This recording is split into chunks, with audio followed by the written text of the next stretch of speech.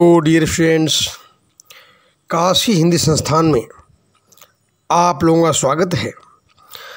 सबसे बड़ी बात है कि आप लोगों के लिए बहुत ही बढ़िया अवसर अभी जस्ट बीता है और आप लोगों की परीक्षा सेमेस्टर 2 2022 की समाप्त हो गई।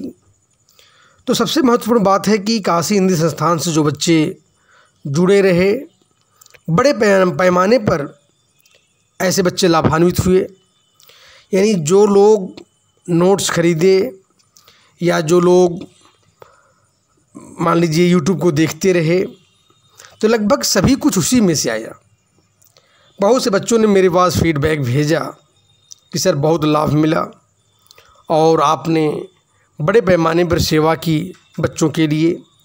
तो जो बच्चे आईएससी के जो सेमेस्टर 2 के जो बच्चे रहे, तो मैं उनके लिए पूरा प्रयास किया और आज विशेष अवसर पर अभी जो 6 तारीख को जो यह परीक्षा संपन्न हुई, आईएससी 2022 हिंदी की परीक्षा, इस परीक्षा के लिए वैसे मैं व्याकरण सेक्शन का जो पार्ट है उसको मैं कल भेज दिया था और व्याकरण का सलूशन आप लोगों को मिल चुका होगा।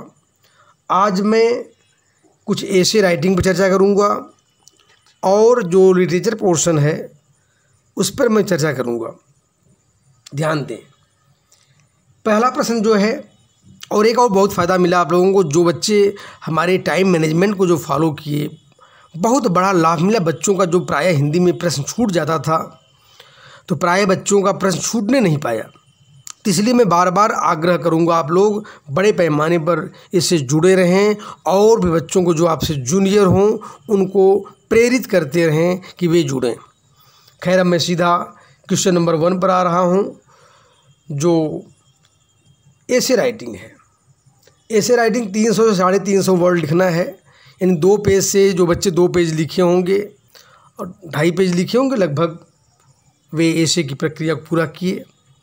तो ध्यान दें, पहला नंबर, हर बच्चे के जीवन में उसके माता पिता बहुत महत्व रखते हैं, वे उसके लिए आदर्श होते हैं। अपने माता पिता के त्याग का वर्णन करते हुए लिखिए कि आप उनके लिए क्या करना चाहते हैं। बहुत ही अच्छा प्रश्न रहा। यानी बहुत ही अच्छा, आप लोग परिवार में जो देखते हो माता पिता का जो योगदान है और कैसे वे लोग आइडियल हैं, पूरा जीवन आप लोगों के लिए समर्पित कर देते हैं और उसके पीछे कोई स्वार्थ नहीं होता है माता पिता का। कितना पिता दिन रात परिश्रम करते हैं और अपने काम में लगे रहते हैं, टाइम पर बच्चों का फीस देना, सारी चीज़ें पूरा करते हैं। माँ आप लोगों को किस तरह से भोजन बना करके सुबह से रात तक आपके खिलाने पिलाने की व्यवस्था करती है। आप पढ़ाई करते हो कि नहीं करते हो, सीबीआई इंस्पेक्टर की तरह आपकी जांच भी करती है। ये तमाम चीज़ें आप लोगों को लिखनी थी और उनके लिए ऐसे आदर्श माता पिता के लिए आपको जीवन में क्या करना है, ये सारी चीज़ें आपको लिखनी थी। अब मैं 2 नंबर ऐसे राइटिंग, क्योंकि ऐसे को मैं बहुत ज़्यादा डील नहीं कर रहा हूँ क्योंकि बहुत लेंदी हो जाएगा आप लोगों के लिए।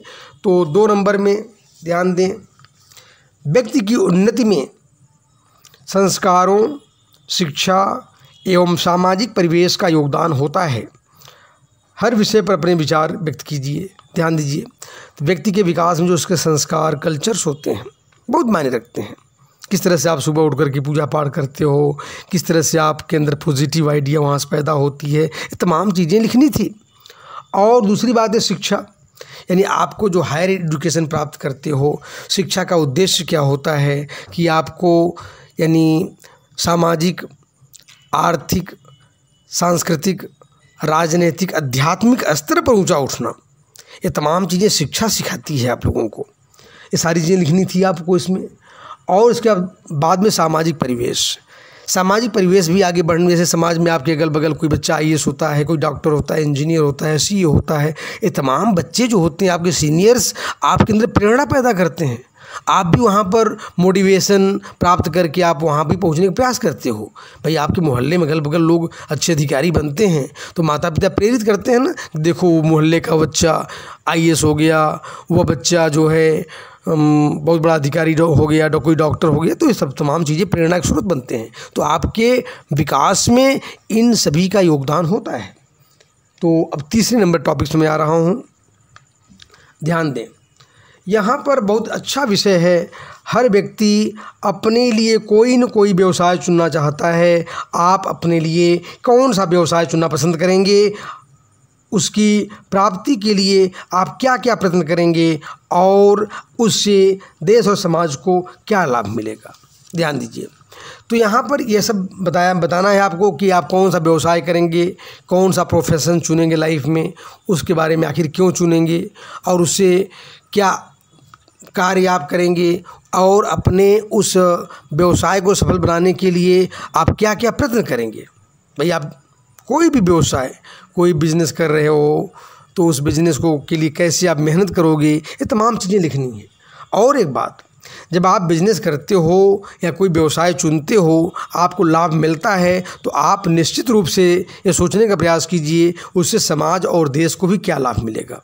अपने लिए तो सभी जी लेते हैं, जो व्यक्ति समाज और देश, परिवार और राष्ट्र के लिए जीता है वही असली जीने का मार्ग होता है। तो मैं आप लोगों से बार बार यही आग्रह करूंगा, आप लोग ऊंचे पदों पर पहुँचें लेकिन अपने समाज के लिए, अपने देश के लिए, अपने परिवार के लिए अवश्य कुछ करें। नेक्स्ट टॉपिक्स ध्यान दें। Topic number 4। अब इसमें संयुक्त परिवार व्यक्तित्व के विकास में अत्यंत सहायक है। इस कथन के पक्ष या विपक्ष में अपने विचार व्यक्त कीजिए। तो आप लोगों को, यानी जो बच्चे सारा आकाश उपन्यास पढ़े होंगे तो उनको समझाने की कोई ज़रूरत नहीं, क्योंकि वो लाइन ही आ गई है, केवल थोड़ा सा काट छाट करके उसमें से सुधार करके लाइन आ गई है। तो जो सीरीज भाई साहब ने कहा है उसी की पंक्ति को दोहरा दिया गया है।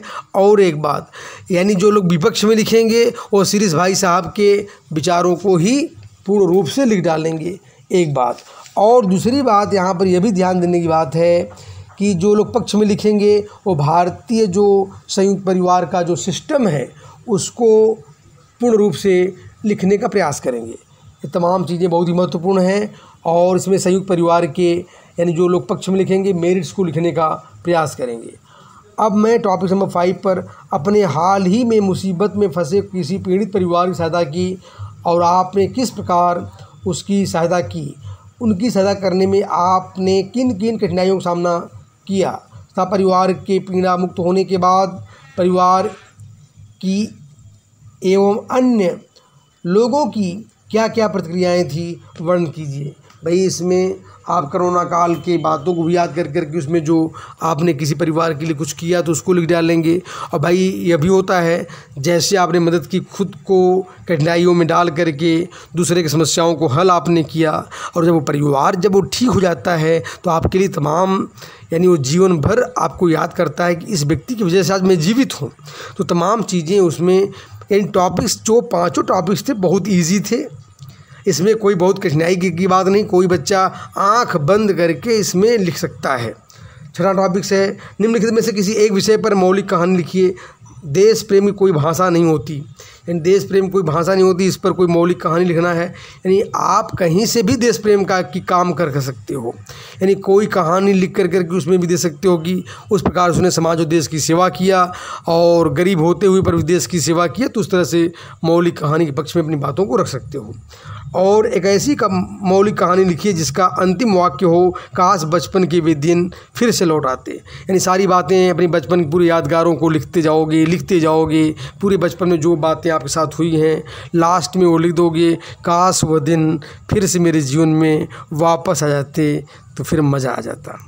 तो ठीक प्रकार से अब मैं जो इम्पॉर्टेंट कड़ी है जिसका इंतज़ार कर रहे थे कि सर अभी तक यूट्यूब पर नहीं आए और आप लोगों के मन में थोड़ा संदेह की स्थिति बनी होगी कि इस प्रश्न का आंसर क्या होगा।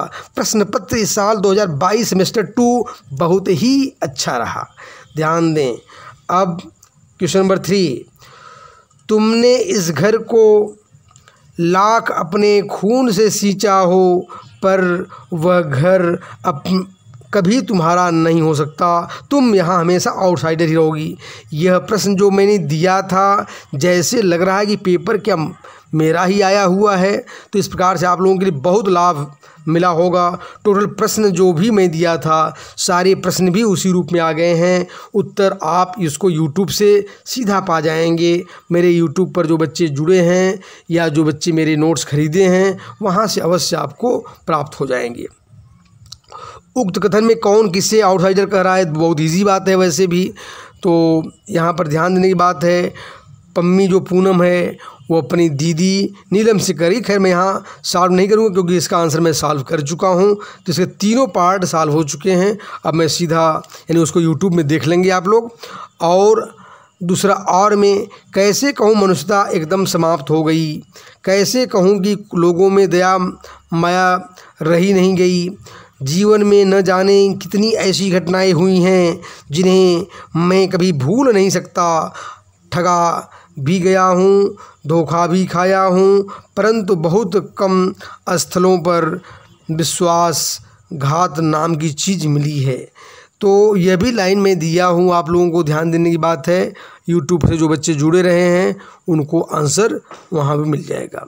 फिर भी उस पंक्ति में संबंधित पाठ एवं लेखक का नाम जानते ही हो। पाठ का नाम बहुत ही ईजी है, ध्यान दें, क्या निराश हुआ जाए, और लेखक आचार्य हजारी प्रसाद द्विवेदी जी हैं।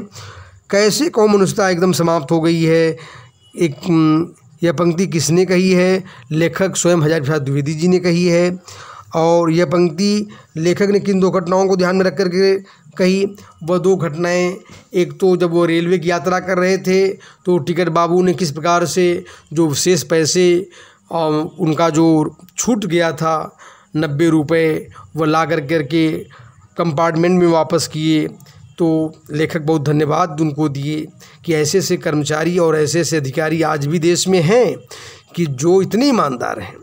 और दूसरी घटना वह भी दे दोगे कि बस वाली दुर्घटना जो घटी थी कि किस तरह से कंडक्टर के प्रति लोगों का भाव ठीक नहीं था, वहाँ पर सब लोग नकारात्मक विचारों से ग्रस्त हो गए, उसको पीटने की बात करते हैं, लेकिन वही कंडक्टर किस प्रकार से लोगों की मदद करता है और लेखक के बच्चों के लिए दूध पानी की व्यवस्था करके आया था। ये सब यानी हमें सकारात्मक विचारों से भरा हुआ होना चाहिए, नकारात्मक विचारों से भरा नहीं होना चाहिए। ये तमाम चीज़ें लेखक ने बताने का प्रयास किया। लेखक ने स्वीकार किया कि लोगों ने उन्हें भी धोखा दिया है, फिर भी वे निराश नहीं हैं। यानी कौन ऐसा व्यक्ति जिसको धोखा न मिला हो, लेकिन धोखा न मिलने के बावजूद भी हमें आगे बढ़ना चाहिए। जैसे कि रवींद्रनाथ टैगोर ने कहा है ना कि हमें अगर हे प्रभु मुझे कोई धोखा ही देता रहे, मेरे साथ छल कपट ही करता रहे, लेकिन हे प्रभु मैं तुम्हारे ऊपर कभी संशय न करूं। यह बात उन्होंने कही है, तो उसको लिख देने की बात है यहाँ पर। और अब ध्यान दीजिए, माँ है वह इसी से हम बने हैं, किंतु हम हैं द्वीप, हम धारा नहीं हैं। स्थिर समर्पण है हमारा, हम सदा से द्वीप हैं स्रोतस्विनी के, किंतु हम बहते नहीं हैं, क्योंकि बहना रेत होना है। हम बहेंगे तो रहेंगे ही नहीं, पैर उखड़ेंगे प्लवन होगा, बहेंगे सहेंगे बढ़ जाएंगे। ध्यान दें, और फिर हम पूर्ण होकर के भी कभी क्या धार बन सकते हैं, रेत बनकर हम सलील को तनिक गंदला ही करेंगे, अनुपयोगी ही बनाएंगे। इस तरह से यह भी जो पैसेज दिया गया है, यह पैसेज मैं आप लोगों को सॉल्व कराया हूँ, और लगभग जो प्रश्न भी मैं दिया हूँ यह प्रश्न का यानी आंसर मैंने यूट्यूब में डाल दिया हूँ। तो आप लोग बहुत भाग्यशाली हो, जो बच्चे काशी हिंदी संस्थान से जुड़े रहे उनको पूरा का पूरा उत्तर उसी रूप में मिल गया है। ध्यान दो, नेक्स्ट है अथवा में अब हम आए 2 नंबर पार्ट में। प्रकृति नहीं डर कर झुकती है कभी भाग्य के बल से, सदा हारती हुआ मनुष्य के उद्यम से श्रम जल से। ब्रह्मा का अभिलेख पढ़ा करते निर्दमी प्राणी, धोते वीर कुंक भाल का बहा भ्रुओं से पानी। जो बच्चे मेरे यूट्यूब चैनल को व्याख्या सुने होंगे और जो प्रश्न रहे उसका समाधान भी मैंने यूट्यूब में डाल दिया हूँ। अगर जो बच्चे सीरियसली वहाँ से देखेंगे तो समाधान मिल गया होगा। फिर भी कौन किसके सामने नहीं झुकती है, ध्यान दीजिए, यहाँ पर ध्यान देने की बात है। कौन किसके सामने नहीं झुकती है, यानी जो परिश्रमी व्यक्ति होते हैं, जो उद्यमी होते हैं, वह कितनी बड़ी मुसीबत आ जाए यानी उसके प्रकृति सामने वे डर करके नहीं झुकते हैं। और एक बात याद रखिए, पहले लाइन में उसका उत्तर है, प्रकृति नहीं डर कर झुकती है, प्रकृति कभी डर कर झुकती नहीं है, कभी भाग्य के बल से यानी भाग्य के भरोसे कभी वह झुकती नहीं है। निर्दयी प्राणी शब्द का प्रयोग किसके लिए कहा गया? जो कायर लोग हैं, जो लोग परिश्रमी नहीं होते, जो लोग कामचोर होते हैं, ऐसे लोग निर्दयी प्राणी कहा गया है।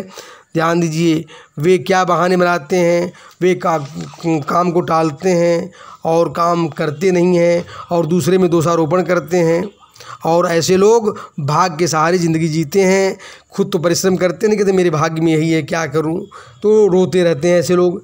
और सी नंबर, ध्यान दें, उद्यमी व्यक्ति ही जीवन में हर तरह सुख भोग पाते हैं। इस कथन को कविता के आधार पर किन्हीं 4 उदाहरणों के द्वारा स्पष्ट कीजिए। ध्यान देने की बात है, कविता का उद्देश्य इसमें लिख डालना है और 4 उदाहरण को भी देना है। सारा आकाश में सीधा आ गया यहाँ पर। उसी तरह क्वेश्चन नंबर 5, उसी तरह पूछा तुम पहले फिर हमसे क्यों नहीं बोली थी? ध्यान दीजिए, उसी तरह पूछा तुम पहले दिन हमसे क्यों नहीं बोली थी? आने के दिन ही तुम इतना बड़ा अपमान क्यों किया? ध्यान दीजिए, वक्ता का नाम लिखिए। वक्ता का नाम सारा आकाश, यानी सारा आकाश का जो नायक समर है, समर वक्त यहाँ पर वक्ता है। श्रोता के साथ उसका संबंध क्या है? श्रोता यहाँ पर यानी प्रभा है, वह श्रोता यानी वक्ता जो है पति है और श्रोता उसकी पत्नी है। तो कौन किसके पहले दिन नहीं बोली थी? ध्यान देने की बात है, प्रभा जो उपन्यास की नायिका है वह अपने पति समर से नहीं बोली थी। उसके न बोलने के कोई 2 कारण लिखिए। अरे भाई, एक कारण तो यह है कि वह थकी हुई थी, नींद 1 दिन सोई नहीं थी शारीरिक ढंग से, थकावट कारण वह नहीं बोल पाई क्योंकि नींद आ गई थी और उसको पता नहीं चला कि वो उसका पति आया। तो मान लीजिए थोड़ा सा आहट मिला, लेकिन इतना वो परेशान थी, एक बात। और दूसरी बात, चूँकि जब कोई लड़कियों की विदाई होती है, जब अपरिचित परिवार में जाती हैं, तो वहाँ पर खुद ही शर्म में से गड़ी रहती हैं और शर्म से गड़ी होने के नाते भी वो खुल के बात नहीं कर पाती हैं। तो यह सब कारण है। और ध्यान दीजिए, यहाँ पर सी नंबर में इसका उद्देश्य, सारा आकाश का उद्देश्य वैसे भी मैं यूट्यूब में दे दिया हूँ और यूट्यूब में जो आप लोग पढ़े होंगे आराम से लिख सकते हो, कोई इसमें नई चीज़ नहीं है। और अब मैं यहाँ पर सीधा आ रहा हूँ पार्ट 2 नंबर सारा आकाश का, जो है मेरे पास तो, ध्यान दीजिए, मेरे पास तो कसम से लाला जी एक भी नहीं है। विश्वास न हो तो चल के मेरा संदूक देख लो। वे दोनों हाथों से बच्चों को झुलाती रही। ध्यान दो, अम्मा के पास तो होगी एक आध, उससे क्यों नहीं पूछ लेते? लाला जी शब्द का संबोधन किसने किसके लिए किया है? ध्यान दीजिए, लाला जी शब्द का प्रयोग किसने? लाला जी का प्रयोग भाभी जी ने, यानी धीरज की पत्नी ने किया है। और किसके लिए किया है? समर के लिए किया है। ध्यान दीजिए, श्रोता ने वक्ता से किसके लिए क्या था, क्यों मांगा था? यानी ध्यान दीजिए, वक्ता यहाँ पर श्रोता है समर। समर ने धोती मांगा था, यानी साड़ी मांगी थी वह अपनी पत्नी प्रभा के लिए, क्योंकि प्रभा के पास कोई साड़ी नहीं थी, उसकी साड़ी जर्जर हो गई थी, फटी सटी हालत में थी, इसलिए वह अपनी पत्नी के लिए भाभी जी के पास जाकर साड़ी मांगा था। सी नंबर, श्रोता द्वारा अम्मा से पूछे जाने पर अम्मा क्या प्रतिक्रिया हुई? यानी अम्मा की ये प्रतिक्रिया हुई, उसके पास भी नहीं है। और कोई 4 प्रतिक्रियाएँ भाई वही घर में। फिर अम्मा जी ज़ोर ज़ोर आवाज़ में बात करने लगी, लड़ाई झगड़े का माहौल हो गया और भाभी जी भी आ गई, सब मजा लेने लगे।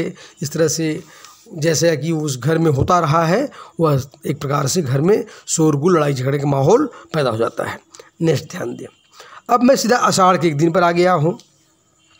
क्वेश्चन नंबर 6, ध्यान दो। सचमुच बहुत सुंदर हो, जानती हो अपरिचित होते हुए भी तुम मुझे अपरिचित नहीं लग रही हो। उस पंक्तियाँ नाटक के किस अंक से ली गई है? अंक 2 से ली गई है। ध्यान दें, इन पंक्तियों का वक्ता कौन है? इन पंक्तियों का वक्ता जो है, ध्यान दीजिए, यहाँ पर प्रियंग मंजरी है। प्रियंग मंजरी जो कि यानी कालिदास की पत्नी है, ध्यान देने की बात है, और राजकुमारी भी है।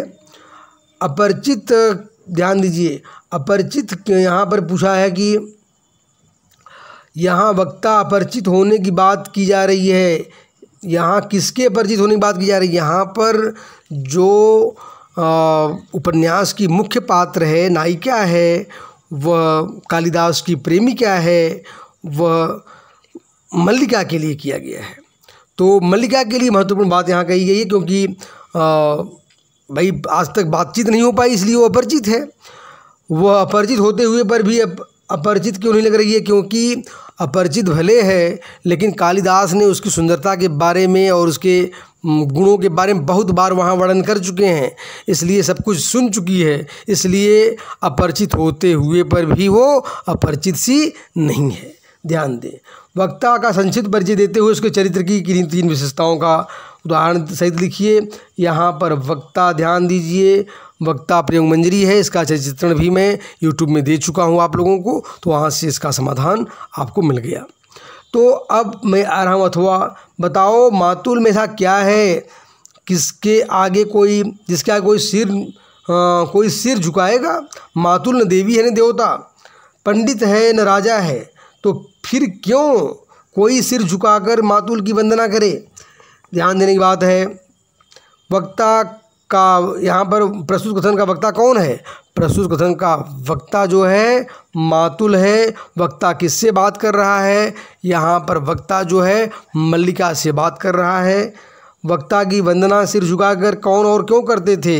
वक्ता की वंदना सिर झुका प्रतिहारी लोग करते थे, यानी जो वह राज दरबार में गया है तो वहाँ प्रतिहारी लोग उसको झुककर प्रणाम करते हैं, वंदना करते हैं।